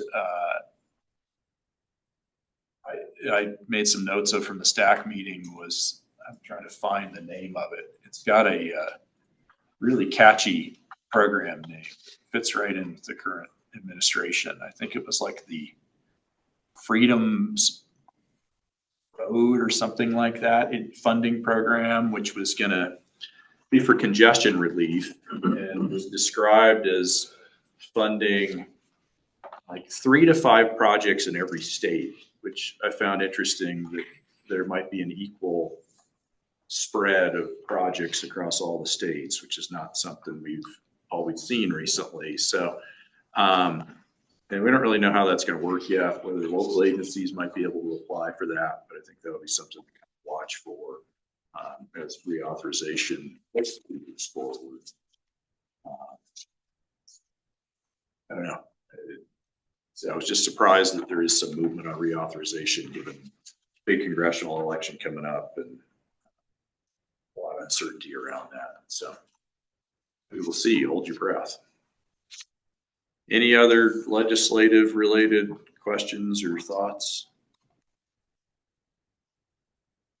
I'd like to kind of skip agency updates, at least in terms of going around to every agency, unless somebody's got something incredibly exciting to tell us about. Does anybody have anything incredibly exciting? You tee it up like that. Everybody just. I mean, it's road construction season. I think, we're all driving through our our own projects and each other's projects and kind of see what's going on. It's encouraging to hear from CDOT. Everything mostly seems to be on track. Hopefully Roland's bet is correct and canning gets completed, at least this phase. So that would be good. Yeah, I think we're all doing our things. So Bentley asked me if I had any roads in Eagle that I haven't torn up yet. I said no, but we're going to start next week. So I'm trying to equally offend everybody in our community. Imagine everybody else is kind of in the same place. So. I have a question for Karen and Roland, or Roland. A couple of years ago, it seemed like there was kind of a lean towards night paving, and these projects that we're seeing out here in the West don't seem to be doing that. Was that just a kind of a temporary thing, or what's the thought behind that? I think we have the same problems, but it's more, I think it's context sensitive, like where you're at. Like we wouldn't do a blanket. There's risk with night work. You don't have the delay impacts, but you have safety issues. If you're doing asphalt paving, temperatures are a big thing. If you get people, you're not going to get compression. So I think it's a case by case thing. I know in Karen's area you were doing it in some of the areas, but we've tried it in some locations and we get complaints about backup alarms. People can't sleep. I got to listen to that backup alarm every 10 minutes all night.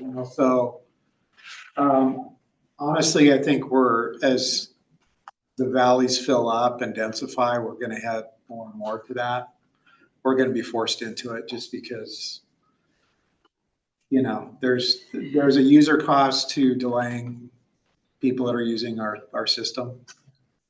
So, but I don't know, Karen. I think you covered it. I think the only thing I would add is, to me, one of the first things we do is look at traffic volumes. So it's really interesting out here is west of Eagle, traffic volumes actually drop quite a bit. So we're able to pave between Eagle and Gypsum, so long as the queues don't extend past the Eagle exit, which we're watching closely and happen this week for any work that. Anyway, so between Eagle and Gypsum, traffic volumes are low enough. In theory, we can pave during the day without queues or delays over 10 minutes. That's our trigger. But east of Eagle, we know we can't. And so east of Eagle, there's more night work. So it's really a lot of it is traffic volumes. We look very specifically on each section and what we can do. Because like Roland said, there's pros and cons to going with nights. Interesting. Thank you. One of the things that has come up over the years here in Eagle County, and I don't know if this happens in other counties, I think it might, is that the batch plants operate under a special use permit that often precludes night operations. And I was, on this Eagle and Gypsum paving project. Ben Gervis from Eagle County just reached out to me yesterday to ask if the town of Eagle had any comment or objection to an amendment to that special use permit for the batch plant. And my kind of enthusiastic response to Ben was, well, hell no, I really want to see these projects pave at night. I've actually, it was some years ago, but came and spoke in person at a county commissioner meeting about that same issue on another project. I think it might've been the last Eagle Gypsum surface overlay. So that's kind of another obstacle that pops up sometimes, is there can be local land use permitting issues that get in the way.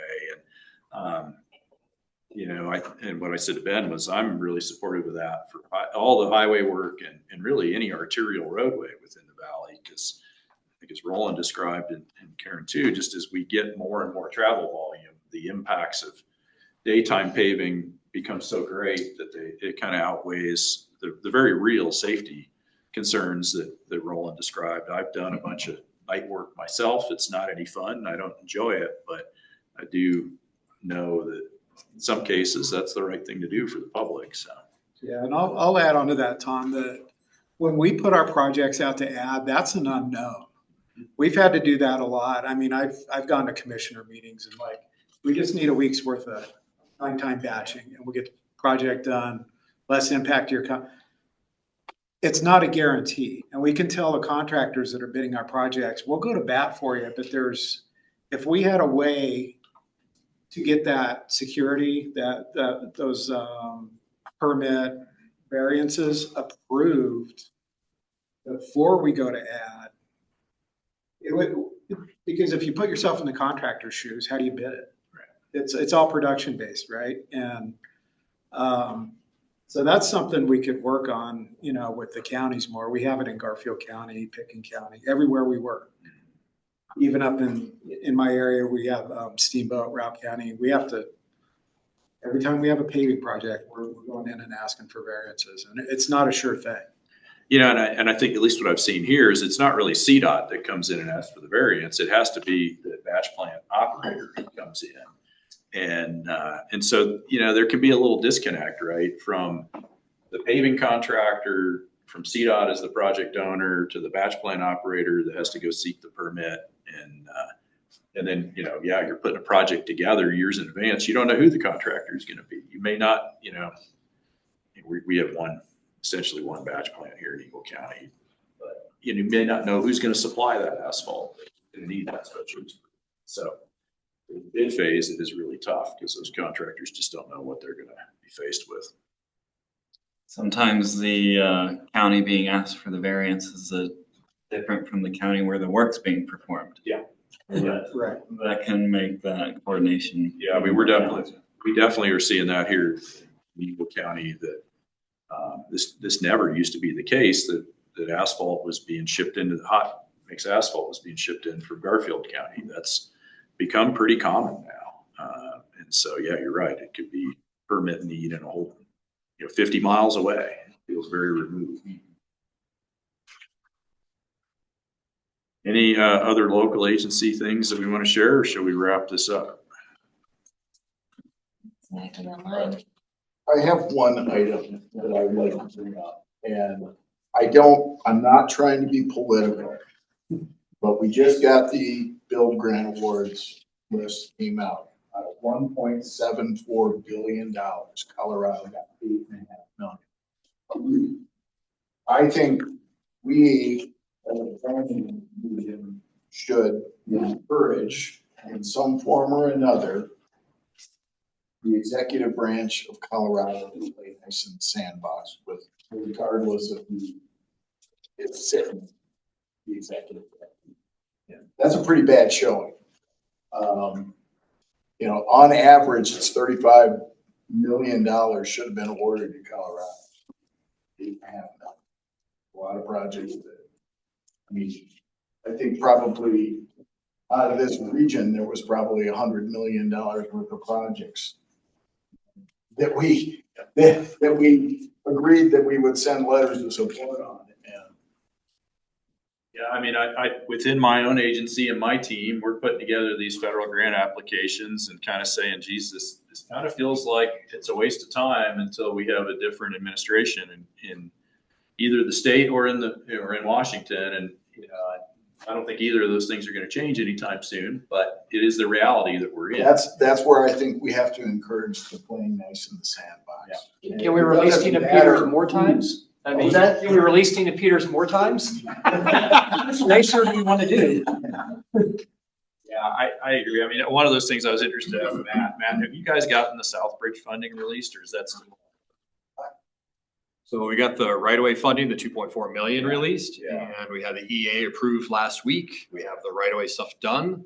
So we're going to go out for releasing the remainder of the funds basically like ASAP. So there's no reason at this point to say that's not going to get released. But it hasn't been. Well, we haven't asked because we didn't have the EA finalized, but the EA is signed by FHWA and CDOT last week, I want to say. It's a big milestone. And then the right-of-way stuff is now either in court or has been finalized, which we knew was going to happen. So we're going to ask. And Tom, on the state, kind of to Jim's point, so RAFTA had two released fairly recently. We finally got the actual, signature, which isn't always, helps you sleep better these days. But anyway, one was the FY22 raise that was mentioned earlier for our mobility hub, and it's actually in Glenwood, not in Aspen. The part of our huge campus we've been working on for 10 years. So it's basically the last two phases. We just broke ground on that 2 weeks ago, Matt? Yeah. Week 2. Yeah. And then the other one, Hannah Klausman, our regional planning director, is here, was a raise well, it was started as raise and then it was released as build, but it's planning grant and it's for about $1 million for extending BRT through Glenwood to I-70. So that was positive, small wins that we had 2 in the last 3 months released. So. Yeah, that's encouraging to see. In a different realm, you know, the release of the funding for the Shoshone water rights purchase was a big deal and was encouraging to see. But yeah, the awards aren't really coming through. So this might be something interesting to kind of, as we see how the next meeting agenda comes through as a topic, like, you know, what kind of message can we send to our, you know, federal delegation and do we have any influence at all? I just look, I mean, I don't care what letter or what color tie you wear. You're just a tool for me to get something done. And I think we need a bigger statewide approach to that. That doesn't matter. The money is there from the federal government. We need to fight for our portion. And if we're not getting it, we need to rethink maybe what we're doing along the way so that we're not being penalized. And that's the part that, I mean, this build grant award cycle, Colorado was penalized. There's just there's no getting around it. And so I think we need to rethink holistically how we're approaching it. I think we're being penalized for the way our people voted more so than any policy. I think every single state that didn't vote for the current administration is in the same boat in federal funding that we are. And it's not quite as stark. And we've got an executive that likes to poke the bear, and we've got an administration in Washington that is punitive. So let's not poke the bear, and let's try not to be penalized.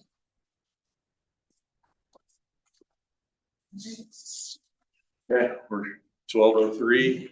I can't remember. Do we do formal motions to adjourn or do we just stop?